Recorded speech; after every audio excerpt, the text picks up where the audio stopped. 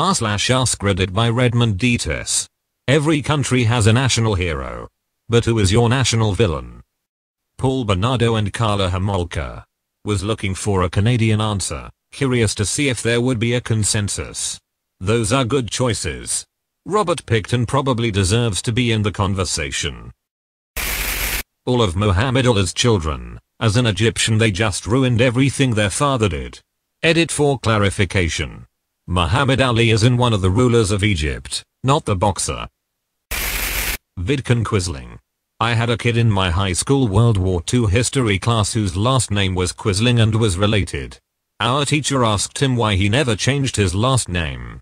I always remind my American students of Quisling when I talk about the death penalty, and how Norway briefly reinstated it just for him. Breivik also puts in a decent application, but I guess that might mostly be because of recency bias. Leopold II. King of the Belgians. The guy who really wanted Congo. As a German, I think I don't even need to spell out the answer. Laughs in Austrian. For Croatia, that would be Ante Pavelić, the leader of the Axis puppet state called the Independent State of Croatia, which committed genocide against Serbs, Jews and Roma. I've heard about this guy. Wasn't he so murderous that even the Nazis told him to dial it back a little? Edit. Holy crap, this has become my most liked comment.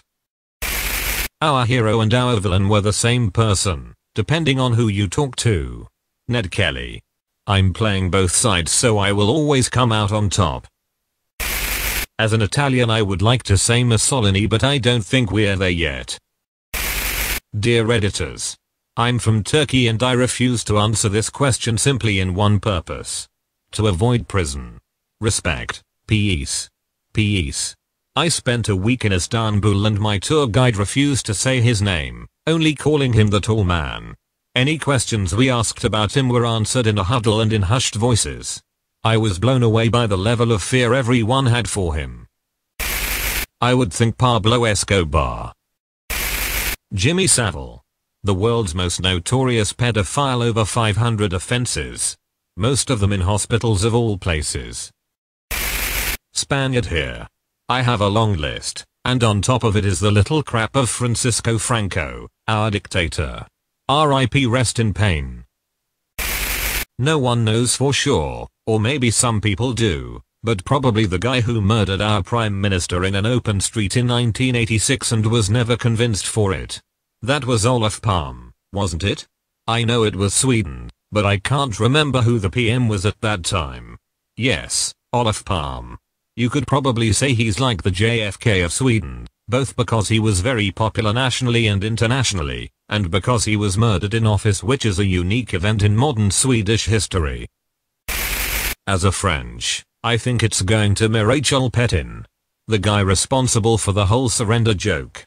He surrendered and signed the annexion of France by Germany after a few weeks of war in 1940 because of bad strategy. His government was Germany's little dog and the French Gestapo sure did a good job. De Gaulle would be the hero. There's this guy called General Dyer. He's probably the most hated guy in India. Here's the story. Britain has imposed Rowlatt Act in India. This act made protests and debates among Indians illegal, and also gave the cops right to arrest political prisoners without trial for 2 years. Of course people were angry.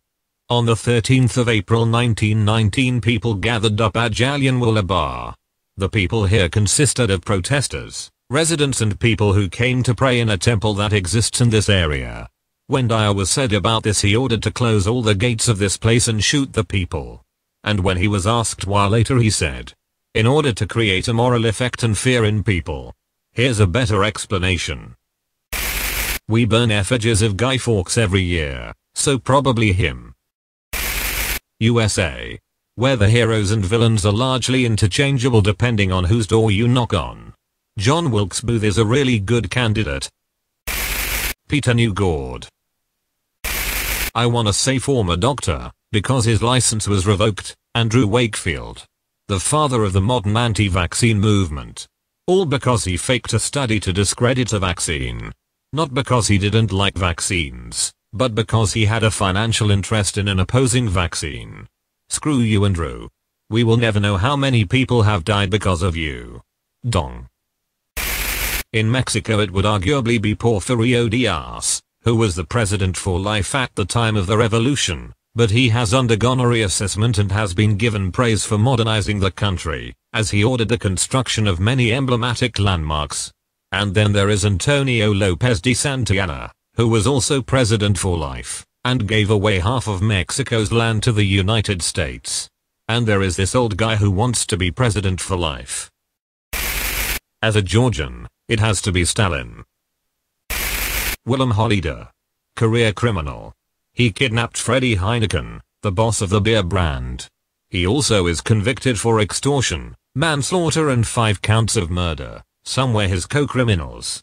He also was a columnist for a Dutch magazine for some time, and appeared in a TV talk show.